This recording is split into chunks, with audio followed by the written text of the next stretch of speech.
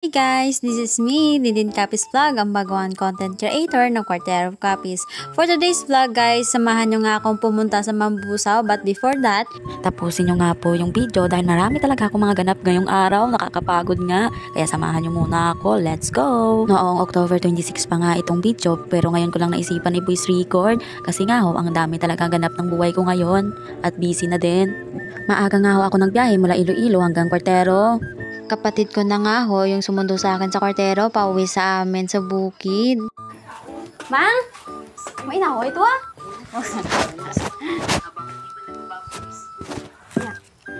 At pag uwi ko nga ho, nagsabi yung kapatid ko na maglilinis daw sila sa patio, kaya sabi ko, sasama ako. Gusto ko kasing tumulong sa paglilinis ng puntod ni nanay at tatay, tsaka ni tita.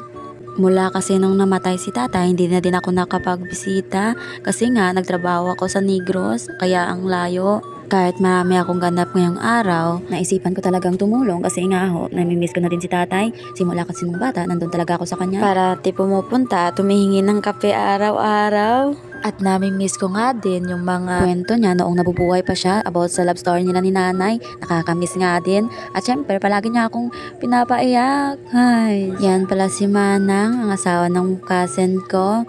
Tumulong na nga din siya sa paglilinis. At siyempre, yung pakaisa ko, at saka yung kapatid ko, nagtulong-tulong nga ho kami dyan sa paglilinis. It's been 2 years na tayo mula nung nawala ka, pero yung ala-ala mo nandito pa rin at yung kwento nyo ni nanay.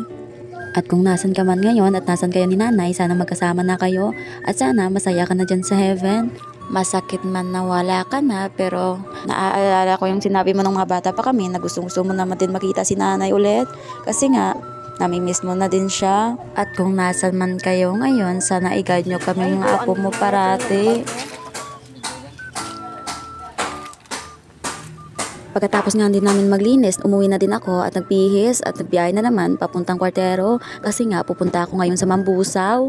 May meet and greet kasi kami ng mga kasama ko sa pagbablog. At pagsakay ko nga sa series, punuan talaga kaya standing na lang ako dyan sa front. Grabe nga ho yung kaba ko, baka mahulog ako sa maling tao. Huy, ang OA mo naman, te. Wag ganon, wala tayong ganon. O ayan guys, nakikita niyo yan, standing talaga yan, te. Baka sabihin nyo, content lang. Huy, nagtanong nga ho ako kina sir kung pwede akong umupo dyan sa dinadaanan. Kasi nga, pagod talaga ako guys. As in, pagod na talaga ako. Huy, nakaupo na nga ho ako dyan. At maraming salamat sa kay conductor at kay sir. Kasi nga, ang babait talaga nila, te. And finally guys, nandito na nga ho ako sa Mambusaw. Ang ganda pala dito. At pagbaba ko nga ako sa series, grabe yung amaze ko. Ang ganda at saka ang linis talaga ng Mambusaw. Grabe guys. Ang ganda talaga ng plaza nila. At kung gusto nyo nga pumunta dito, pumunta na kayo. Hindi talaga kayo magsisisi sa ganda at sa view na ito. Nakikita nyo naman sa video, ang linis-linis talaga dito. Kaya ano pang hinihintay nyo? Pumunta na din kayo dito. Hindi talaga kayo magsisisi. At dito na nga ho, na-meet ko na yung mga ibang content creator. At ang saya-saya ko nga ho, kasi nga, ang babait talaga nila at welcome talaga nila ako. Feeling yung first meet pa lang namin, nag-tiktok nga agad talaga kami. Napilitan na nga yung iba. Nagsabi nga ho si Sir Jan na hindi talaga siya sumasayaw, napilitan lang talaga namin. Ganito nga ho kami karami, pero may na-late pa dyan. Hindi pa talaga kami kompleto kasi yung iba malalayo talaga. At that time, umuulan talaga. Pagtapos nga namin mag-meeting, may pag-food na agad. Salamat kay sir sa palibreng food. Nabusog talaga ako. Huy, ako lang ba talaga? Huy, wag ganon. Itong babaeng to, ito yung nag-video talaga sa akin. Kaliwat kanan talaga yung video sa akin. Hindi talaga ako tinigilan. Dinog-show talaga nila akong lahat. Hindi naman lahat. Joke lang. Sorry guys, food is life kasi. Halata naman siguro sa katawan ko. Huy. At pag-abot nga ako ng food sa akin, kinain ko na nga agad kasi nga nagugutom na talaga ako. Hindi kasi ako nakakain. Ikaw ba naman magbiyahe mula Iloilo hanggang Quartero, tapos Quartero hanggang Mambusaw? Hindi ka talaga mapapagod nun? Ha? Charot. Joke lang guys. Feeling na puro tawa lang ako dito, tapos nag-muse ako. Tao pa din pala ako. Huy, may ganda rin pala ako. Huy, wag ganon. Joke lang guys. Pagkatapos nga ho ng meeting namin, nagpa-picture na nga ho kami lahat ng mga content creator at lahat ng mga officers. Siyempre kasama na din ako doon. At pagkatapos nga, nag-tiktok na din ulit kami kasi uulitin namin yung tiktok namin kanina na hindi natapos.